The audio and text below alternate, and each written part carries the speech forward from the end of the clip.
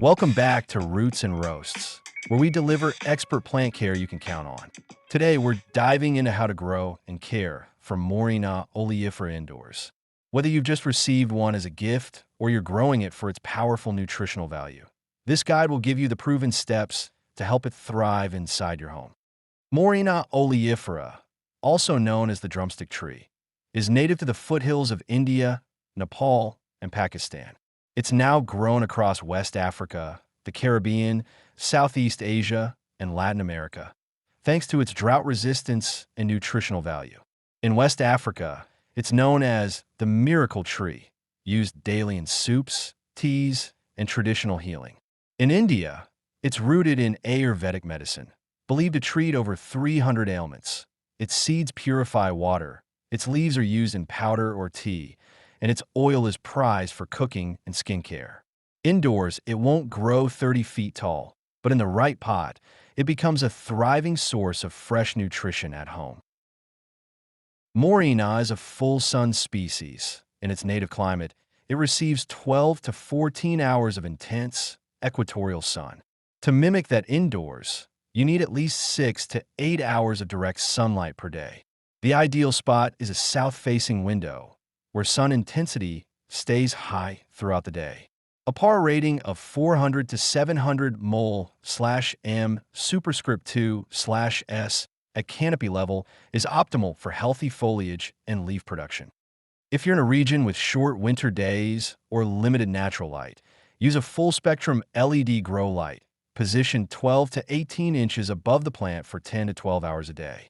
Choose a light that delivers both blue, 400 to 500 nanometers, for vegetative growth, and red, 600 to 700 nanometers, for overall energy efficiency. Moringa responds well to both. Poor lighting leads to pale leaves, leggy growth, and reduced nutrient density in the foliage. If leaves grow small or widely spaced, it's not getting enough light. Rotate the container weekly to prevent leaning and ensure symmetrical development. And if your plant is near a window in winter, monitor for cold drafts, which can stress light-hungry species like Moringa. Moringa is built for survival in drought-prone landscapes, from Saharan villages to tropical dry forests, and that resilience is tied to its deep taproot system. Indoors, your watering strategy should mimic the deep, infrequent rainfall it gets in the wild. Always allow the top 1 to 2 inches of soil to dry before watering again. When watering, go deep. Water until you see it drain freely from the bottom. This encourages taproot development downward, not sideways. For a 6 to 8 inch container, watering once per week is typically sufficient. For larger pots, every 7 to 10 days is ideal, but check the soil, not the calendar. Room humidity and airflow matter just as much. If your home humidity is under 40%, water may evaporate faster. Group Moringa with other plants or use a pebble tray to maintain balance. And skip misting. Moringa's leaves don't require high humidity, and excess moisture on foliage can encourage fungal issues. Moringa is not your typical herb. It's a tree with a strong, deep-driving taproot. And if you confine it in the wrong pot, it won't just struggle, it'll stunt. That's why container choice is critical. You want depth over width always. At a minimum, use a pot that's 12 to 16 inches deep, even if the plant is still small. Choose materials that allow breathability and water movement. Unglazed terracotta or ceramic are ideal. Plastic holds too much moisture, not a good match for a root that hates sitting wet. To grow Moringa indoors successfully, you've got to understand its roots, literally. In the wild, Moringa thrives in arid, sandy, and fast-draining soils, where nutrients come in pulses from rain and decomposed organic matter. Indoors, you want to replicate that environment without suffocating the roots. Avoid standard indoor potting mixes, they're too moisture-retentive.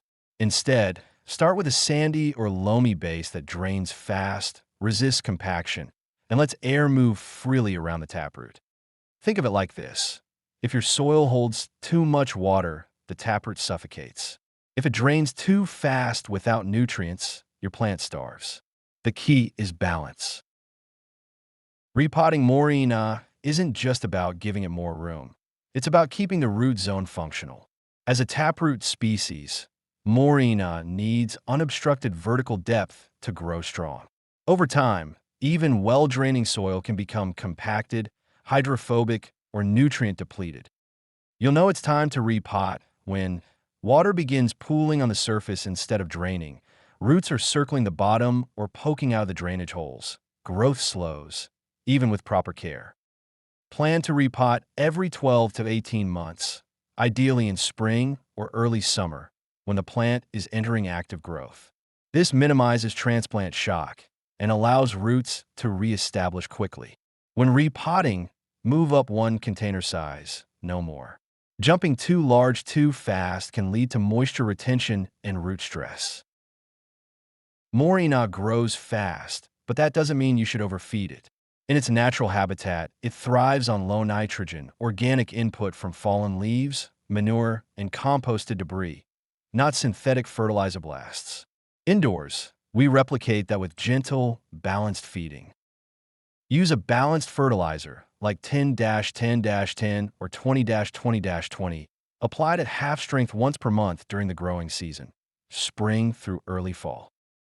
For an organic route, rotate between worm castings, top-dressed into soil, compost tea, watered in during bi-weekly watering, liquid kelp or seaweed extract for trace minerals and plant vigor. Even indoors, Moringa isn't immune to pests. While it's naturally resilient, certain conditions, like dry air, poor circulation, or weakened leaves, invite trouble. The most common culprits indoors are spider mites. Look for fine webbing in pale, stippled leaves, aphids, often cluster near new growth, leaving behind sticky residue, whiteflies, tiny white insects that scatter when you disturb the plant.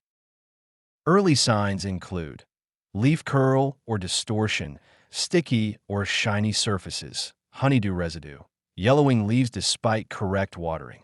Prevention starts with consistency. Wipe leaves monthly with a damp cloth or spray gently with neem oil, a natural insect deterrent.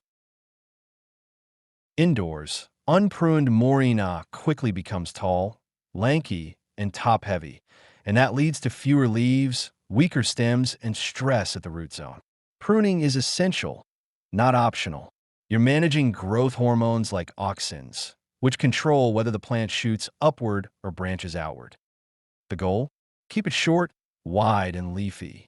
That means cutting above leaf nodes to redirect energy into lateral branches. Start pruning early. Once your Moringa has at least 6 to 8 leaf sets, snip the top 2 to 3 inches. That forces side shoots to develop and creates a fuller canopy. Continue shaping every 3 to 4 weeks during the growing season. You can harvest the cuttings. Use the young leaves fresh or dry them for powder. Always use clean, sharp shears. Ragged cuts invite disease and stress the plant.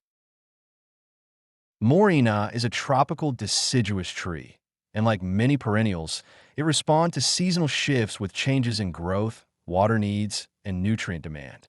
Indoors, this means you need to adjust your care routine from late fall through early spring, even if your home is warm. What triggers the change isn't just temperature, it's day length and light intensity. Most importantly, do not prune during winter dormancy. You risk forcing regrowth at the wrong time and weakening the plant. The leaves of Moringa are what make this tree globally revered, from traditional healers in Senegal to urban herbalists in New York. They're a complete plant protein containing all 9 essential amino acids, something rare in leafy greens. On top of that, Moringa leaves are packed with vitamins A, C, and E, powerful antioxidants, calcium, potassium, iron, and magnesium. Plant compounds like quercetin and chlorogenic acid, known to support blood pressure and metabolism, anti-inflammatory, and immune-modulating properties. Studies show regular consumption may help lower blood sugar, reduce cholesterol, and support liver detoxification. You can use the leaves fresh in salads and stews, steep them for tea, or dry and powder them for smoothies and capsules. As Moringa matures, it produces long, ridged seed pods called drumsticks. Inside are round, grayish seeds packed with oils and antioxidants. The seeds are edible, medicinal, and multi-purpose. They've been used traditionally to purify water, crush seeds bind and remove impurities, support digestion and liver health, reduce inflammation in joints and tissues, deliver healthy fats, including oleic acid, the same heart-healthy fat found in olive oil. Moringa is deeply nutritious, but like any medicinal plant, more isn't better. Its seeds and leaves are biologically active, which means they can interact with your body in real ways. If you're pregnant, nursing, or managing chronic conditions like low blood pressure or diabetes, speak with a healthcare provider before adding it to your routine. Moringa is a gift, not a gimmick. Grow it with respect. Use it with wisdom. With the right soil, sunlight, and care, Moringa can thrive indoors, even in small apartments or city homes. It's not just a beautiful tree, it's a living multivitamin. For more indoor herb tree guides, hit that like button and subscribe. And if you got a Moringa question or care tip of your own, drop in the comments. This is Roots and Roasts, where plant care is deep-rooted and dependable.